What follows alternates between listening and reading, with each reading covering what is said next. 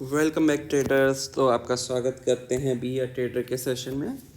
आज हम बात करेंगे मूविंग एवरेजेस की कि मूविंग एवरेजेस क्या होते हैं इसलिए और उसे कैसे ट्रेड करना चाहिए, उनमें क्या देखना चाहिए।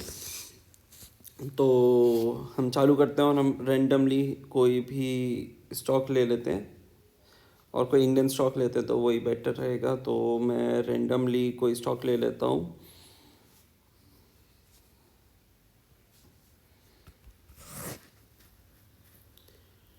और उसके लिए मैं क्या करता हूँ, अपने इंडिकेटर्स हटा देता हूँ बाकी।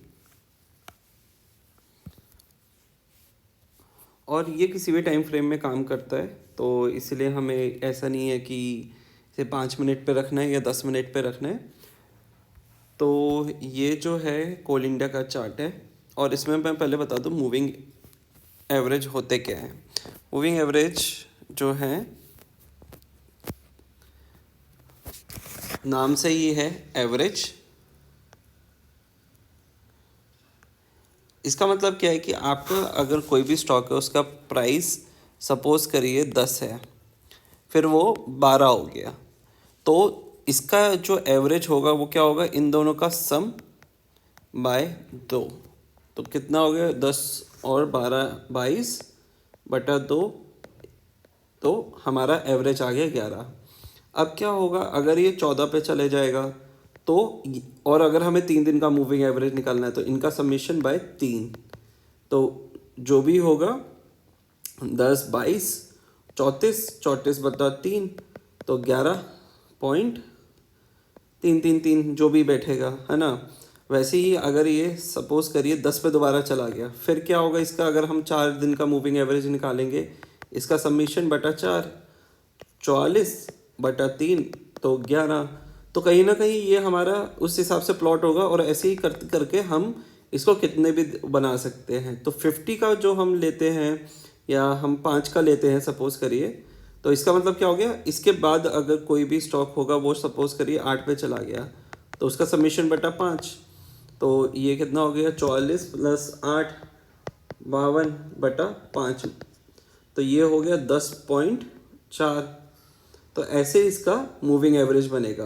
तो 50 का मतलब हो गया पिछले 50 कैंडल का एवरेज, मतलब उनके सबमिशन डिवाइडेड बाय 50। तो उस हिसाब से ये मूविंग एवरेज कैलकुलेट होते हैं।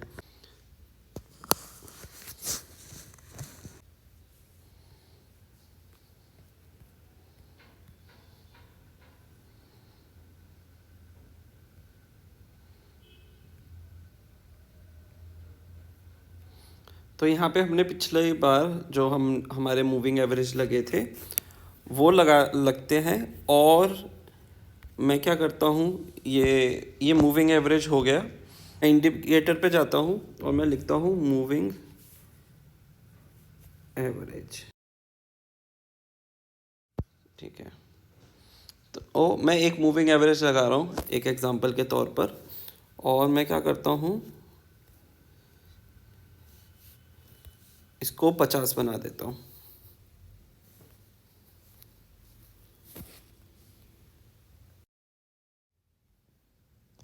अब आपको एक चीज़ दिख रहा होगा, ये जो पतली लाइन है इसकी वैल्यू और ऊपर वाली वैल्यू में फ़र्क है। वो इसलिए फ़र्क है, इसको हम हायर फ्रेम में देखते हुए आप ये देखिए, आप ये देखोगे कि जो हमारा ऊपर वाला है मोटा, जो हमारा ईएमए है वो हमारे मूविंग एवरेज से ज़्यादा तेज़ काम कर रहा है, अलग है, मतलब थोड़ा सा डिफरेंस वैल्यू है। तो वो क्यों है, हम पहले ये देखते हैं। ये मूविंग एवरेज बना, ये सिंपल है ना, सबका लास्ट का लेते हुए चल रहा है, उसका एवरेज बना रहा है। अब ये जो है हमारा एक्सपोनेंशियल वाला, ये क्या करता है, एक्सपोनेंशियल में जो रीसेंट वैल्यू है ना उस पर ये वेटेज ज़्यादा देता है। तो सपोज़ करिए कि अगर हमारा जो नया वैल्यू बनी है, जो नया ट्रेंड चल रहा है, उस पर ये ज़्यादा वेटेज देगा रेदर देन यहाँ की कैंडल्स को।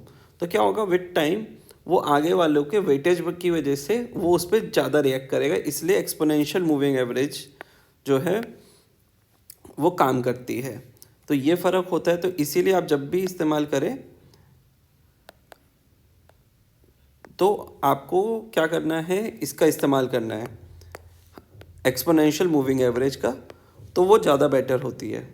तो ये है हम मूविंग एवरेज का कॉन्सेप्ट, और इसको हम ट्रेड लेने के लिए कि आपको इस पे ट्रेड कैसे लेना है एक्सपोनेंशियल मूविंग एवरेज पे, उसकी एक वीडियो बना रखी है जो आपको एंड में मिल जाएगी। Thank you.